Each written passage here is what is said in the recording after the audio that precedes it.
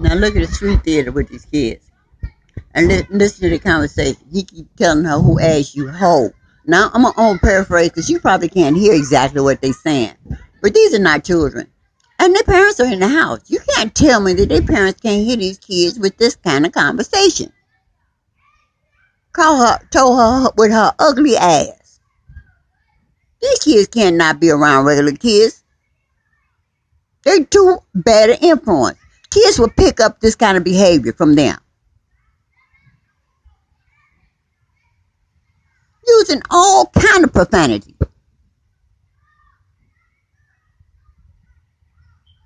This is not a society of kids where children will be raised. They have no respect for each other, no respect for grown-ups.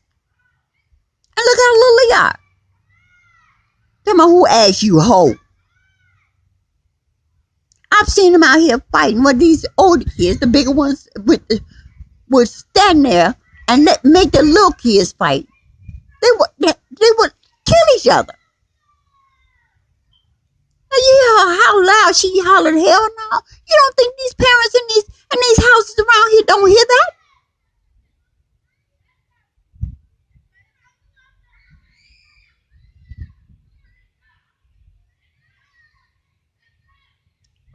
My kids would have never stood in front of my house and cussed like that. I wouldn't have never stood in my parents' house, nowhere around any grown-ups and cussed like that. Do you think I would, in a society where you're trying to raise kids, you would want your kids to be brought up with a bunch of a group of these little monsters?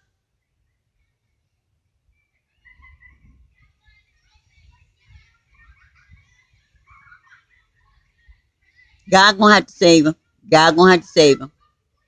Because I wouldn't want my kids, no child I know to be around these kids. It's too much of a peer pressure, too much of a bad influence. Listen to him.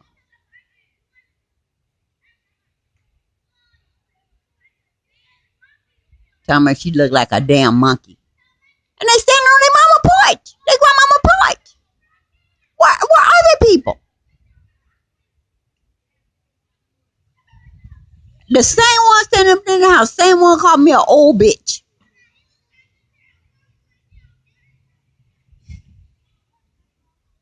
They are truly horrendous kids. I don't even know what they're kids.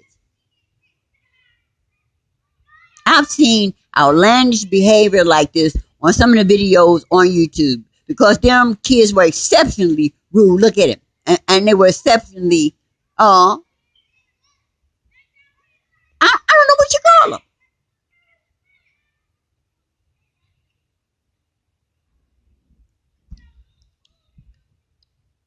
Well, and it ain't like he talking where nobody in the block can hear him. I can hear him all the way in my house. So I know their parents and their grandparents can hear them kids talking like that.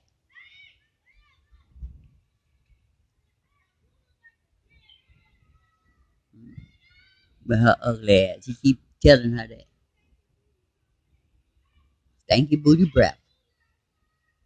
Wow. They need all to be retrained.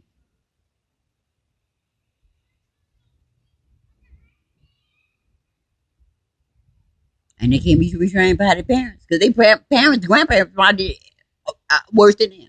Because they had to pick up this behavior somewhere. It just ain't came out the blue.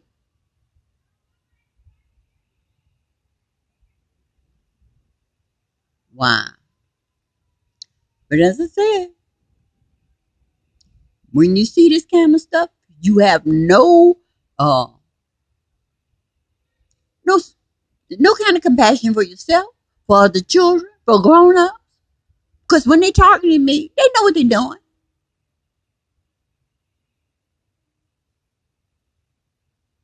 But they, even if God take them and rehabilitate them, they have to be shown and be punished for the things they've done. They have to know that they cannot get away with that kind of behavior. That there are consequences that they have to face. And again, you hear the sirens in the background. Remember I told you on the videos that you're trying to make that you either hear the fire department sirens on everybody's videos, Gary's videos, so-called targeting videos, the Queasy videos. You always hear that fire department, them sirens in the background. They sure try to distract you from making your video.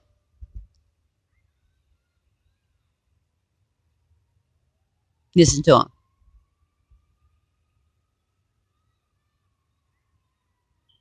And the thing is, you know they're doing it because where are they? They're sitting in one spot because the sound is not moving. They're just sitting in one spot. Got the siren going.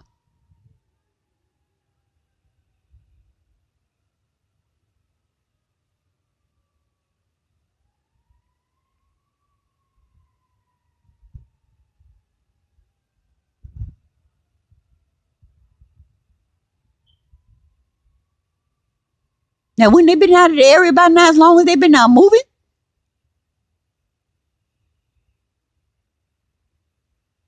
Oh, wow. But as I said, notice, pay attention. Listen to people videos who are trying to give you information. You'll hear them sirens. Even if they're sitting in the house, you'll hear them sirens. Oh, while I'm on the subject, I just got through. I told you earlier that I was waiting for ComEd, a manager, to call me and explain to me why my bill is going so high, especially since I don't have any appliances. The only thing I run is my refrigerator and my deep freezer. As I said, I don't have a TV. You know, they shut the TV down a couple of months ago. I don't have a radio. I don't even have a clock plugged up. But my bill continues to go up. Now, as I told you earlier, I've been seeking some kind of help since August to help me pay the bill. They've sent me to addresses that weren't there. Those places were no longer open, or they sent me to places, addresses that didn't even exist. So, since CETA, and I call this 847 number that's supposed to give you the right addresses and tell you where the nearest site is to you. Then call ComEd back and NICOR, since I couldn't get no help, and I asked them what kind of services they have, and they told me that they ran out of funds. They can't help me. So I told them to give me an address to a number somebody that I could call for another CETA program. Downtown, supposed to be in a downtown office, but you can tell it's not a downtown office because they got all kind of extensions. And you know me, if I try to dial one extension, nobody answers, I'll try all extensions in the building. No one was answering any of them extensions. So how is that possible that downtown, even numbers that has nothing to do, extensions has nothing to do with CETA, child care, food service, no extension I call will answer a number. Downtown, corporate office, and everybody has voicemail. No one. What offices have voicemail? Every extension has voicemail. That is truly ridiculous. But as I said, she called me today, and every business that I've been trying to deal with, trying to get to a corp, nobody has corporate offices anymore. Nobody has corporate offices, addresses, or no brick and mortar buildings, no telephone numbers. Aldi, Walgreens, ComEd, NICOR, Booz, AT&T, Comcast, every business I've dealt with to try to get a corporate number, to try to talk to somebody at the top, there's no such thing as a corporate number or corporate address. Pace Bus is another big one. No corporate office. You get voicemail. Now, one thing with Pace, this I can tell when there's a problem that another organization, and they throw each other under the bus all the time. When I know another organization is involved, when they hurry up and try to give me that information about that place, go to that place to complain. When they tell me that, I know they already got them people in their pocket. Because at Pace, I was trying to complain about them giving me wrong schedules of when the bus arrived, or telling me to go to different spots to catch the bus, and the bus don't go there. The bus don't stop at that spot. So, I called to complain on one of the representatives who gave me that information. And the first thing she said was, "Oh, do you want to talk to my supervisor? Do you want to talk to my boss?" You know what they told me? That the boss wasn't going to do anything either. Because she didn't say, "Well, Miss Jones, I apologize for giving you misinformation." The first thing she told up was, "Do you want to talk to my supervisor?" Now, who enjoys, who look forward to you complaining to their boss about a job you've done? Usually, if people mess up on a job, they'll tell you, they'll say, "Oh, let me straighten this out. I'll take care of it." They don't want you to talk to the supervisor. They don't want you to talk to the manager. But all of a sudden, now when I'm complaining, everybody want to give me people to complain to. Now, come here today. Uh, she doesn't have no corporate office number. She didn't have no corporate office address. Only a post office box. Now, you know, if I send a letter to a post office box, they cannot accept certified mail. I can't send a subpoena to a post office box. Really? So how am I supposed to get in touch with Corp if I don't have an address or a telephone number? So I couldn't possibly even sue them without a telephone number. Well, I mean, an address. They can't be subpoenaed. But see, I'm not worried about that. I wasn't intending on suing nobody. I just want to see what information I can obtain from these companies now. And now they're standing in a hole. They're not giving up any information. But you know what she told me? She heard and volunteered the fact that they are regulated by the Illinois Commerce Commission. But see, I've dealt with the Illinois Commerce Commission before with NICOR. When my bill went up on NICOR, and the first thing they said was, "Well, the Illinois Commerce Commission regulates our rates and our prices." So, of course, I called them, and then they put me on hold, and they came back, and NICOR was on the phone with them. Now, what they did was, I got their names, but I got those recordings too. They said, "Well, Miss Jones, you have to pay that bill."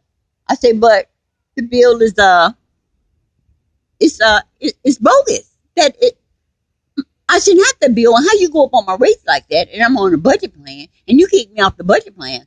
Well, Miss Jones, and such, whoever, Jamie, whatever the other lady was that she was talking to, that was from NICOR. Well, we're gonna cut off your service. I said, "How you gonna cut off my service and I'm paying on my bill? I'm just not gonna pay the full amount that y'all trying to stick me for." "Well, if you pay it and if we find we made a mistake, we'll give you a credit." How the hell does that work? Can I pay you money that I don't owe you? Because you might not never find out you made a mistake. You understand what I'm saying? You might say, "Oh, we didn't make a mistake." But you want me to pay you money right off the top.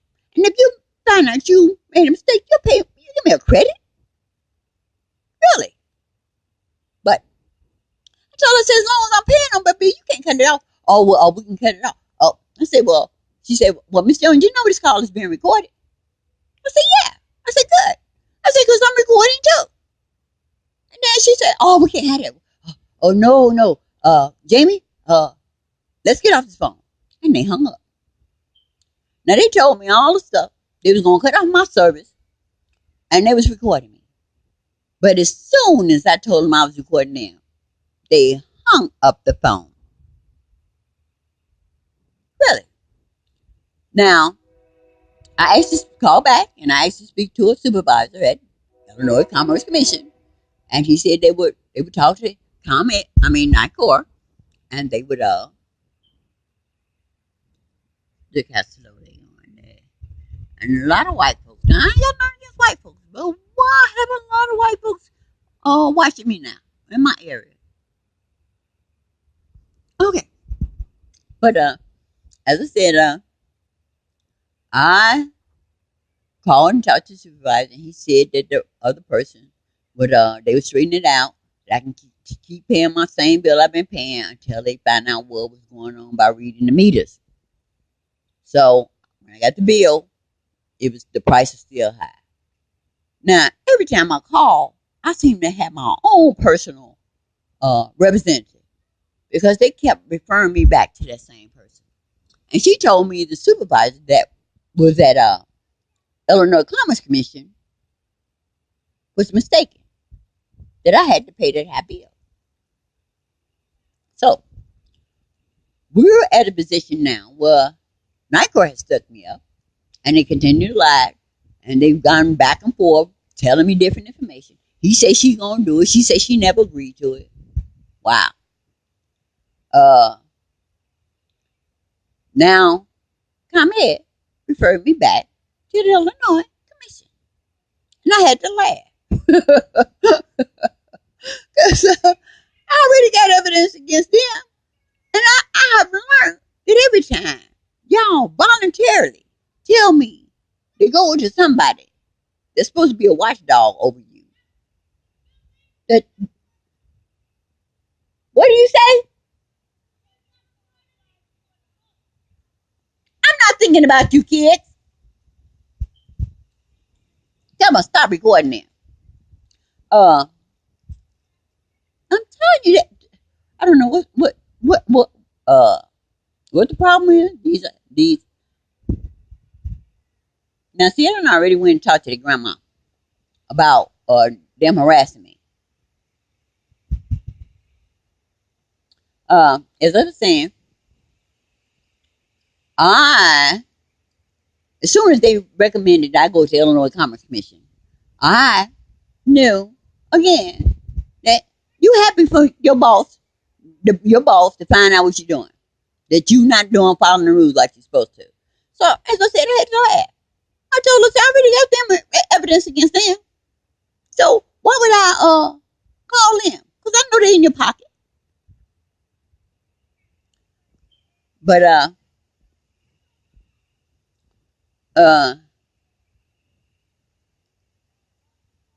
these kids, I'm telling you,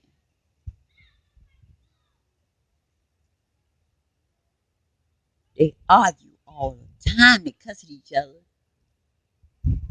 And as I done told you, I done already talked to their grandma about that harassment, about them saying something to me when I ain't even thinking about them. But as I said, I'm going to not worry about it, because it's all in God's hands.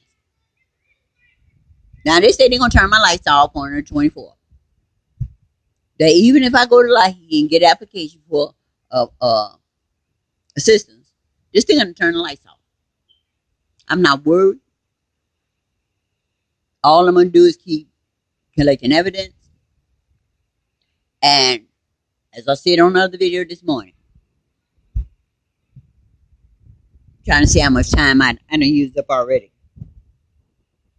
18 minutes. But as I said this morning, them people that we think they're supposed to be in place, they're supposed to be watchdogs for them people that we think are going to protect us, are not there. Everybody, they created those organizations that's supposed to, what they say, create a problem, and then they create the solution. So the people that's in the solution are their people. They don't solve the solution, not in favor of the customers.